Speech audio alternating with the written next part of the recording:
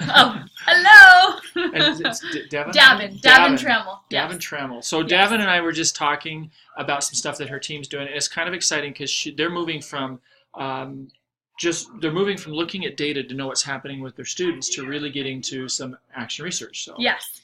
So it's exciting. As a team, we have our data that we've collected with our common formative assessments, and we're looking at that data and seeing, well, what do they have in common? What is that gap? What are they missing? And we're seeing that trend, and then we're brainstorming an idea or a strategy that we could use to fill that gap, to help them with that skill that they need. And we test it, and then we come back the next week and we talk about, did that strategy work? Show some data that we collected that week. And sometimes it's 2 weeks. But if it didn't work, we think of another strategy. We come prepared with it as a team, and then we decide that we're going to try that one to help with this skill, or maybe it's a different skill that week because they passed it off. But really using the data to drive what we can do to solve that problem. So we're just using different strategies, coming with those ideas and testing them. Are they working? Does it work for that kid? Why or why not? Why was it successful? What did we do? What did she do that I didn't do? Exactly. Yeah.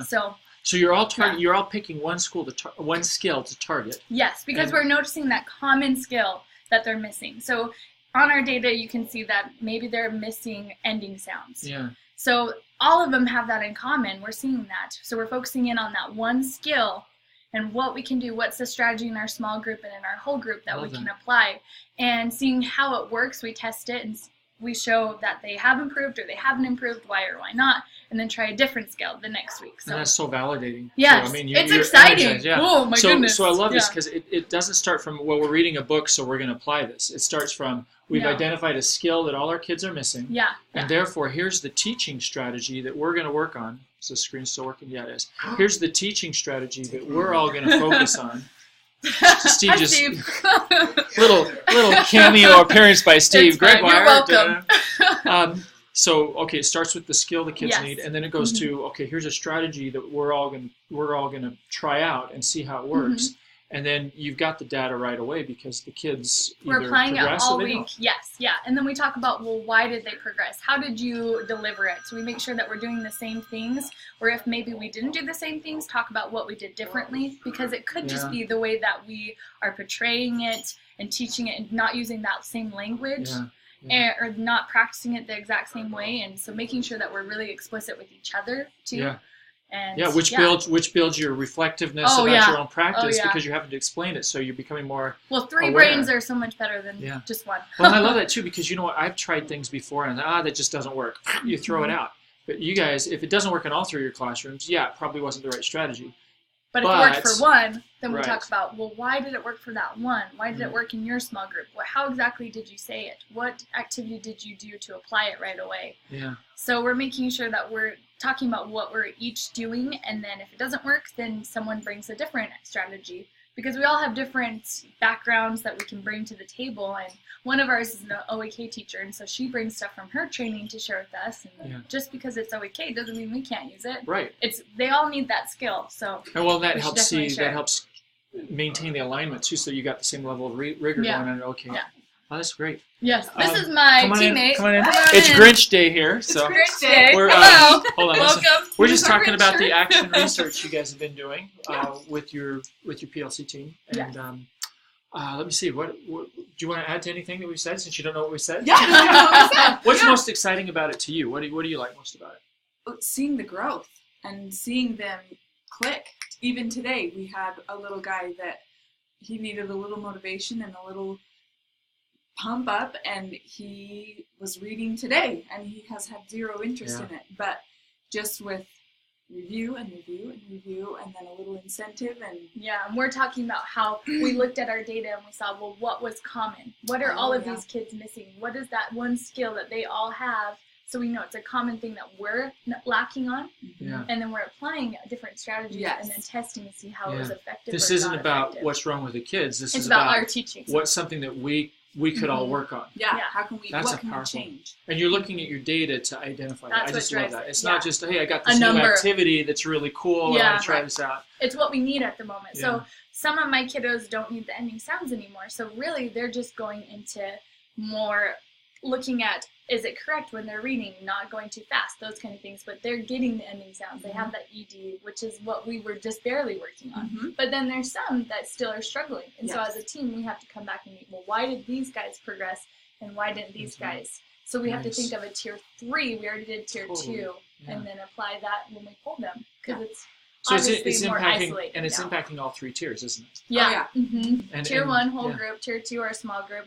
And then if it's still not happening after our different strategies, then we do one-on-one, because maybe they just need one-on-one, and they don't need just group. Yeah, I love what you said. Well, I forgot to ask your name. You're fine. Tara Mogul. Tara Mogul. Tara, I love what you said about, and I know you're coming in just jumping in, but what you said about growth. Yes. That's what keeps us teaching. Right. You know, that's why we got into teaching, right? Right. But I love also what you said about the kid. The kid was energized by it. And I was that the kid I heard when you came in? When I came into the office, I heard you say, "Look what he can read," and he's like showing off what he can do. Yes. That keeps kids coming and growing. And they're a part of it. They know when they're making part progress. of the action research, and they know what level they're on. We change it on their cubby, and they get excited. Oh, I moved a level. Oh my gosh, I moved a level. Yeah. And they tell everyone. Yeah. Are you guys familiar with John Hattie's research on assessment capable learners? Okay, you'll love this because it totally validates what you're just saying. He looks at effect sizes. Is that still on? Give up on us? It's still recording. Yeah, we're good. Okay, so he looks at effect sizes. Here, I'm going to show you guys on the screen too. Okay, ready? Every teaching strategy has like a certain impact. So this is the effectometer, right? Yeah. Okay, and what he found is that just by a teacher being in the classroom, breathing and teaching kids, this much. You get about a 0.3 effect size. Oh, I do. Okay, a 0.3, 3.7 or something like that. I can't remember. So what he looks at is what are the things that are over 0.37? And some things have negative impacts, like holding your kid back, watching a lot of TV actually, move you back in learning. But he looks at the effect size and asks, okay, what's a 0.4 and above? Well, what you guys are talking about, teaching kids to be capable of assessing their own progress towards a goal, is like this is gonna be on video and it's gonna be wrong, but it's somewhere like up in 0.9. It's in other words, just going through a normal year instruction is 0.4, 0.37. Yeah. You're more than doubling that when you get kids Because assessing active. their own progress towards a goal that they recognize and can track. Does that make sense? So that's exciting what you guys are talking about. You're not just doing the action research. You're helping the kids acknowledge and celebrate their progress towards their goals. Oh yeah, yeah, they're excited about it. They love it, and they know when we're working on a GVC. We have a poster, and they refer to it all the time. We're working on a GVC. Why is it important? It's a GVC. They're so cute. So they know what's important. They know. Yeah, they know what the priorities are. And they know that when they come here, their job is to learn, and ours is to teach them, and that we're trying to do our very best. That's so cool. And so they're part of the strategy of, hey, I'm going to try this. We're going to try this. You're totally describing John Hattie's research. This is so cool. I'll have to get you a copy of that book. I would love that. Lisa knows. Lisa can, how Lisa is. She's got research pouring out of her brain. So ask her about that. Ask her about John Hattie. Okay. So I want to ask a question so that can help other teams. What helped your team get to that point? I mean, it's not something that happened the first time you sat down and collaborated. No. The plateau. Yeah. They were stuck. They were stuck on a level 2, and we had this number on there in a level 2, and we knew, well, what do they need in a level 2? And we thought, okay, well, what do they all have in common right They here? all have in common, and what do they What are they need to missing? be able to move? Like, what do we have to? What is it that they're missing in those running records and those books? So you could tell you were stuck on a plateau. We knew Am I it. hearing that right? Yeah, we could look at those numbers, and they're still at that too. Everyone else is moving and grooving, and we thought, okay, well, they're moving, they're getting that, it's clicking, but these little ones are not. And so we really had to discuss as a team, well, why? Why aren't they moving? That's so exciting, because you know what? It's easy sometimes as a teacher to say, hey, it's just this kid. It is what it is. It's these kids. It is what it is. Yeah. It is what it is. It's the kids we've been dealt. But you guys didn't do that. No, but it's the team all together. Yes, it's so for nice sure, it's to our team together. Sit down and. Where the data you're pulling from? Is this from Dibbles or where are you getting your data? No, this is just from our running records Running and then records. our small group. Okay, so anecdotal, observational data. Yeah. You're pulling that to recognize the gaps in the running records. And I think it really helped So your us. running record is functioning as your common formative assessment. Yes. But I think it really helped to understand, well, what does a level 2 look like? It's not just the number 2. It helps to know, well, what does that look like? What do they have to be able to do? What sight words do they need to know?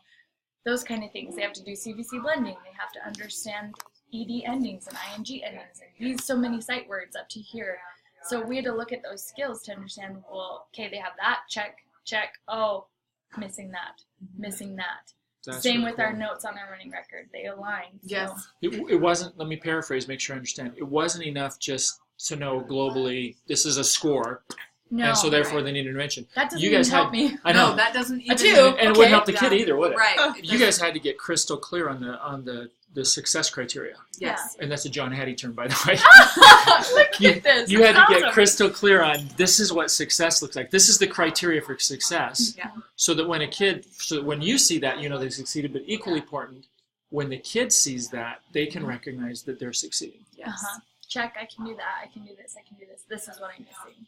Wow. And And so- that's driving your action research right now. Because Yeah, when you see sure. something that's missing, Because there's this common thing with our little kiddos that couldn't move on, that were Mhm. stuck. There was this common skills that were there, and we thought, that's where we're lacking. Right. We're not teaching it in a way that they're understanding everyone else did, but Mhm. we got to teach it to them in a different way, apply it a different way. That's awesome. And so it's helped us a lot. So, For sure. and I love this. This is great backwards design, right? You got your GVC broken down into success criteria. From that, you're able to. They can't see my hands, but they can just see. You're Okay. doing a lot of awesome things, though. The gestures are great. You're missing out. Okay, so the GVC, you break that down to success criteria. From that, you're able to really recognize specific skills that kids are missing. Right. Yeah, And that allows you to identify the teaching strategies that need to develop on your team. yeah. And you go from there to identifying a strategy you're all going to try. Yep. And then when you all try that out, you're all trying Sometimes it. So it works, And sometimes it doesn't. But that is what we do week by week. We meet together, and then we just started doing this a few weeks ago, It right? was And said, about "Hey, this 2 is- weeks, and yeah. look at the difference. you can see the difference this already. is the strategy we're Just gonna because try." we're narrowing it down to that, we're pinpointing it. And then you fine tune the strategy to say, okay, this is working in your classroom, not in mine. Da, da, da, da. Why? Fine tune, and that becomes part of your toolkit Right. Yeah. that you then can use for all your kids in the And our future. PLCs don't feel like they're pointless. I feel Right. like it's Mm. really time for growth. We can see, okay, we have work to do. There's always work to do. There's always more skills for each level. So Mhm. Yeah, the L in the PLC yeah, is as much about your learning as the Right, kids' learning, right. isn't it? Yes, Yes. exactly. We We're always learn learning tons. something from each other and just from our little kiddos. So You guys, do you mind if I post this on YouTube and share it with other people in the district? I don't think we said any kids' names that we would. No, we didn't No. say anything. we didn't violate any FERPA things. Uh-uh. So, would you guys be comfortable with that? yeah, Sure. I'd love to share this with other teams because that's a.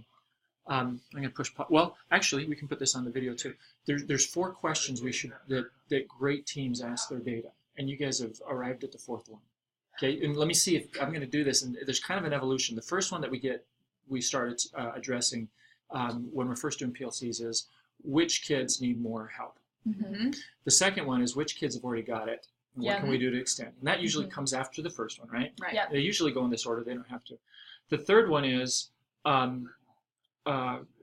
what's a standard or a skill that all of us are struggling with, Mm-hmm. what's that common skill they're missing? Yep. right?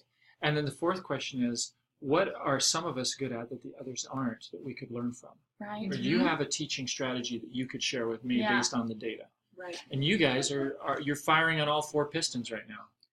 Well, it's so nice to help each other figure out that puzzle because it's a puzzle. Oh, for sure. What is that piece we're missing? There's Yeah. just a little piece, and there's an aha moment as soon as we isolate it, and they just move. They have moved. I mean, So Yeah. cool. it's insane. Anything else you would want to share with other teams? It took us a long time to get here. Yes, it did. I mean, it wasn't until It's constant No, growth It too. was, yeah, we started realizing what we needed to do as a team to grow as a team, and then for our little kiddos to isolate what they need until it took us a few months to understand. like November, And to get the finally groove of like, it. okay, How long you guys been This a is team? how you do it, just this year. just this year. So it took you from August to November really to get to Understanding Mhm. ourselves and our teaching and our kiddos, and yeah. Well, now I work a lot with learning coaches. What was the most important support that helped you? And principals too. I work with principals too. What was the most important thing your principal, learning coach, or anybody did to help you move from where you were to where you are now? Understanding the levels and giving us those tools to understand what a level 2 looks like. What are those Yes. skills for it, and just looking at a second look at our running records too, and just Mhm. talking things out. I feel like Yeah, I don't know. yeah. Well, and they come to our PLCs, and they're right there. They're when we active have with us. So questions being that there. we're all kind of like, Always there. oh, they're Always right there. there. Yeah. And having an idea. Mm-hmm. or reflecting with us Yeah. about it. And there as a support, not For sure. just. You guys also have like every 6 weeks a data meeting that's kind of Yes. accountability. Well,